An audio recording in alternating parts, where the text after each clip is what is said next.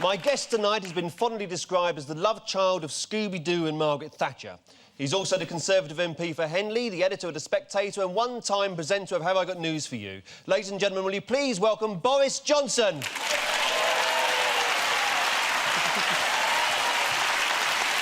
Hey, Boris. You're welcome to Room 101. Thank you. Take a seat.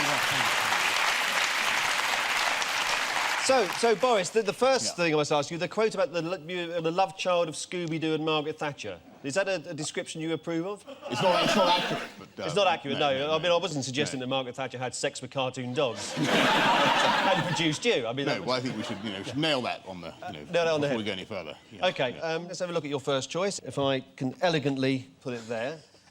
Now, I'll take that off. It's boiled eggs. Yeah, boiled eggs, yeah. I really do think there is a good case for consigning this to your gizmo. Well, I'm waiting to hear it. Well, I think they're basically, bad stuff. Bad stuff. They're the food of the devil. Why the food? Why the food of the devil? Because they emit a sort of sulphurous odour, not unlike the vapours of of Hades or yes. wherever. Don't they? If you sniff them too close, and they have the albumin. So Satan's snacks is what you're calling I think they're very bad news, yes, I do. And in fact, I will go so far as to say I won't even eat those parts of the chicken which generate the egg. Well, not many people do eat arse of chicken, to be honest. Not even in Kentucky Fried Chicken, not even to get the bargain bucket. I think not much of a bargain, it's somewhere to dip your fingers, I suppose. Yeah. Well, yeah, as if you don't. So, how old were you when you were first given a boiled egg? I think round about sort of, however it was, 6 months or so. I think I took my first, serious policy decision. And said no more eggs. Yeah, so where were you when you first had... Because you were born in America, weren't you, I think? I was. In New York? I was. It's very clever. And did you ever... that, yes. You've lost the accent remarkably well. I have, yes. It's very, very serious. How do you know that? You've obviously been doing some research. As if you've never come across the concept of research in your role as columnist and editor and MP for Henley? No, I'm just worried about how much research you've done. And it's perfect true, I was born in New York, because I wanted to be close to my mother and all that sort of thing. Yeah. At the time. That's where I was.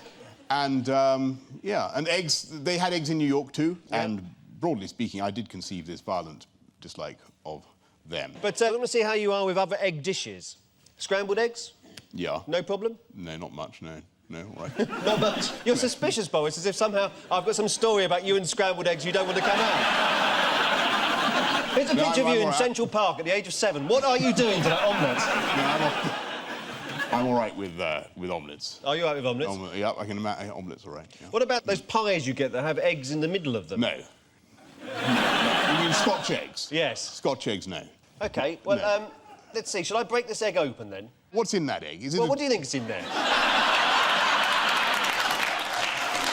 Well, I thought Cilla Black. What do you think's in there? Isn't it? Whoops. It's a soft-boiled egg. It is a soft-boiled egg. Look. Now. Oh, my God. But is it... Oh, man. Oh, man. Is it... No. Is it that bit there that you don't like? Yeah. Can... That is... I mean, I don't want to be too wet about it, but if it's all the same to you, old boy... All right, I'll leave it there for now. So, have you ever tried a Chinese century-old egg? Have you heard of those? No. But what they do is they preserve the egg in lime and ashes and salt, and then they bury it for 100 days. No, it sounds tremendous. It sounds tremendous. I've got one here. God. There we are. Now, look at that. Fantastic. It's a Chinese delicacy, that. Tremendous. Do you want me to eat this? Do you want? I think you should open it first and smell what it's like before you try and eat it. Is it really 100 days old? Yeah. That's quite old for an egg, isn't It it? is. By rights, it should be a chicken by now. Do you know, I think I'd rather you ate this, Paul. Yeah. Well, shall I open it? Yeah. Oh, look. Oh, my God. It's that colour inside. Would you want me to have a go? Yeah, go on then. Has this been passed by health and safety? More times than you'd care to mention.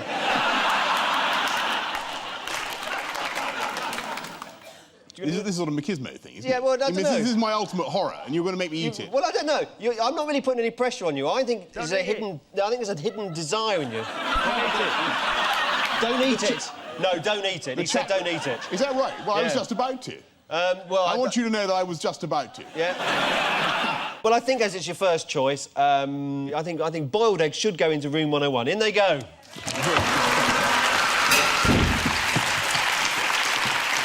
OK, Boris, let's have a look at your next choice, which is illustrated by this charming tableau. If I can... Absolutely brilliant. Put that in there. Yeah. Now, would you like to... would you like to explain to people what this represents? I ride a bike. Yeah. And it's very irritating when you're cycling down the street, minding your own business, going, you know, not doing anybody any harm, when people suddenly shout at you in a very, you know, loud and aggressive way, something like, you know, you sod off, you Tory tosser, or whatever. Yes. You know what I mean? Yeah. I mean, why? It's all right. I don't mind being told to sod off. I don't mind being told I'm a Tory tosser, but when I'm concentrating very hard on my life, and I don't want to run anybody over, I don't want to be a danger to anybody, it's slightly off-putting. I've got to, you know, I've got to think about the road, haven't Absolutely. I? I've got to do my duty by the laws of this country. So when is a good time to say to you, sod off, you Tory tosser? I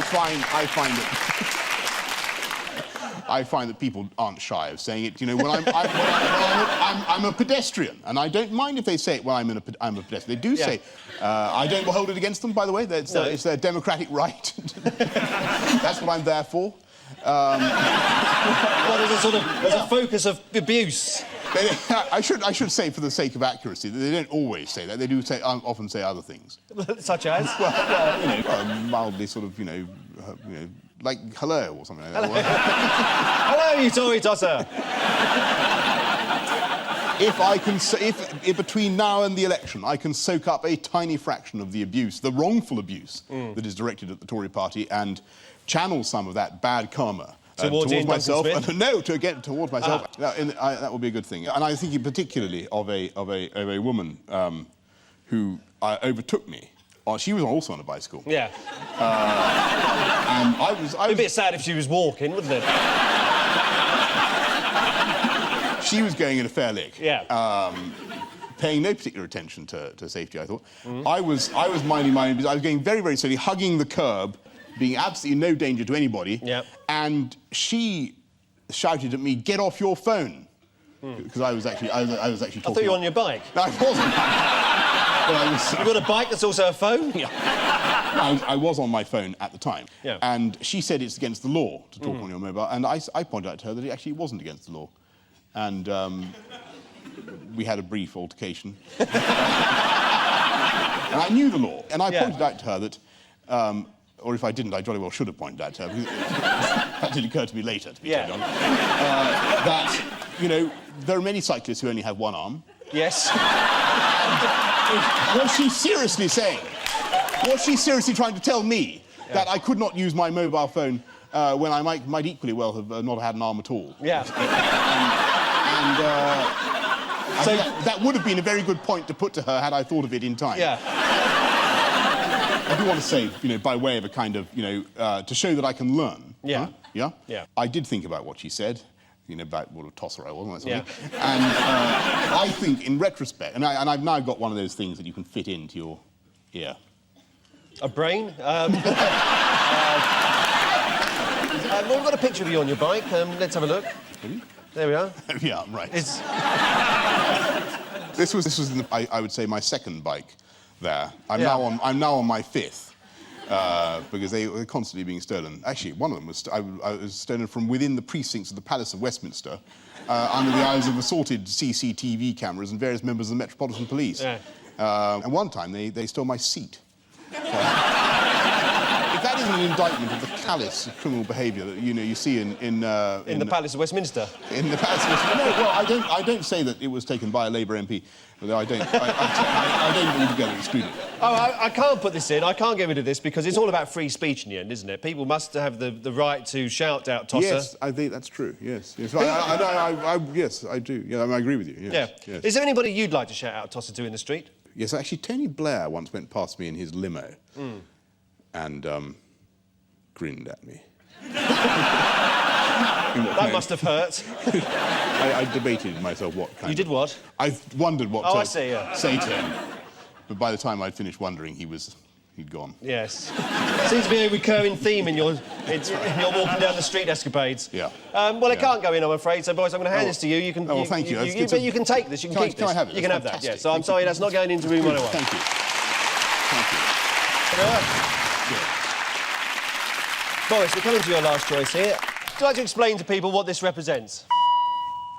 This is my wish to dispose of the bans on all smoking in some airplanes and indeed airports and some office buildings on the grounds that there is passive smoking. And I want to... I really think the hysteria about passive smoking is overdone.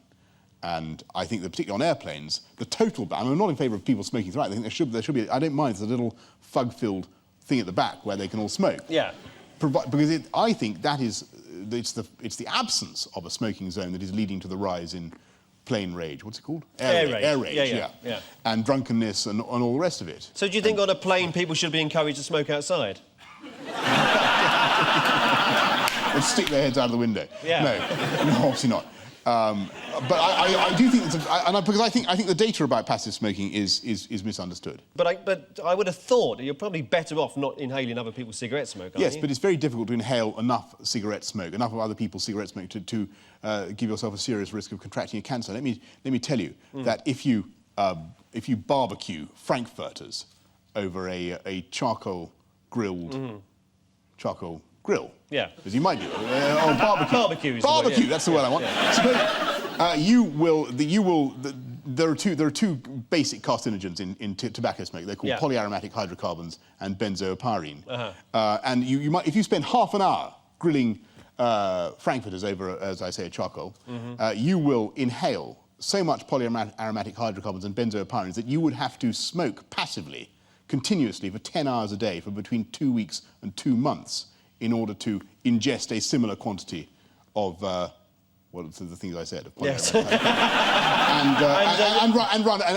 run an identical risk. The point of the issue is that I think that this is we have a hysteria about passive smoking, and I think that it is leading. And I don't want to put this case too strongly, but because I'm not actually a smoker myself, I've tried, obviously to smoke lots of times, but I've never picked it up. OK, well, you might be interested to know that there was a discussion at the BBC editorial policy department over whether we could do this. Because strictly speaking, we're not allowed to light up in a BBC studio, right? That's what we'd like to do. Right. But we're going to assert our freedom here. So you smoke cigars, don't you? I have done, yeah. Well, I've got a couple of cigars. Oh, superb.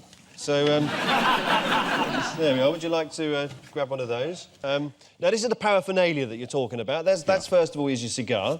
Now, it's not just that, because there's also, you've got a smoking jacket. Here we are. Do you want to take the green one? Do you want to slip that on? Probably take that jacket off if you can. Oh, sorry. Yeah. And I'll put this one on here. Yeah. What's the purpose of this? No, this is just doing this. That's all right. Where's your hat? Well, then, wait a minute. I'm putting this on as well. Look, there we are. This is the paraphernalia that goes with smoking. There we are. OK. What's that?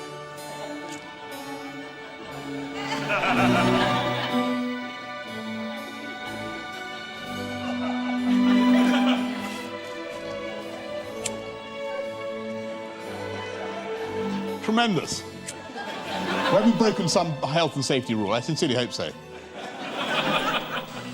So, what kind of government would want to ban an activity like this? Man. It's crazy. Are there any other taboos you've ever fancied breaking, Boris? Pass. What's the other? You mentioned you had a notion. You said you always wanted to try drugs in the past, but you never had the courage. Is that right? Well, this is what taking drugs is very much like this. It is. No, now, what are you asking here? It's perfectly true that I have had some drugs. Have you? You haven't got any on you, have you? No. I think I must have taken something. You can't imagine what I'm seeing at the moment. No,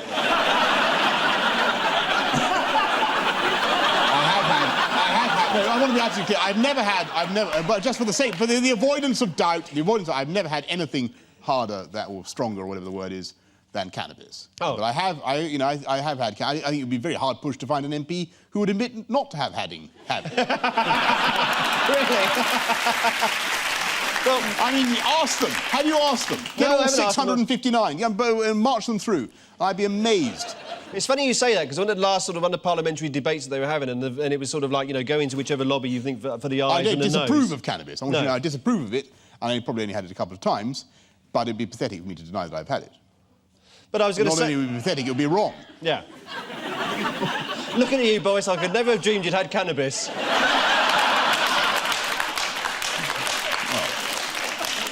You know, it's like when in Parliament, when they say all the eyes and the nose and everybody in the middle going, well, I don't know, does it really matter? I mean, whatever. Well, I think you should draw the line. You're quite right to draw the line at cannabis, Boris. Yeah, no, and so should everybody else. Yeah, exactly. Before cannabis. Don't do it. Don't do it. Knock it on the head. Well, I agree with you, Boris. I think we shouldn't stop people from enjoying themselves. So smoking bans, I think, you know, we're enjoying this. I've not had a cigar for a long time, but this is very nice. I think smoking bans, yeah, definitely going into room 101. Bye-bye. Here they go. Yeah.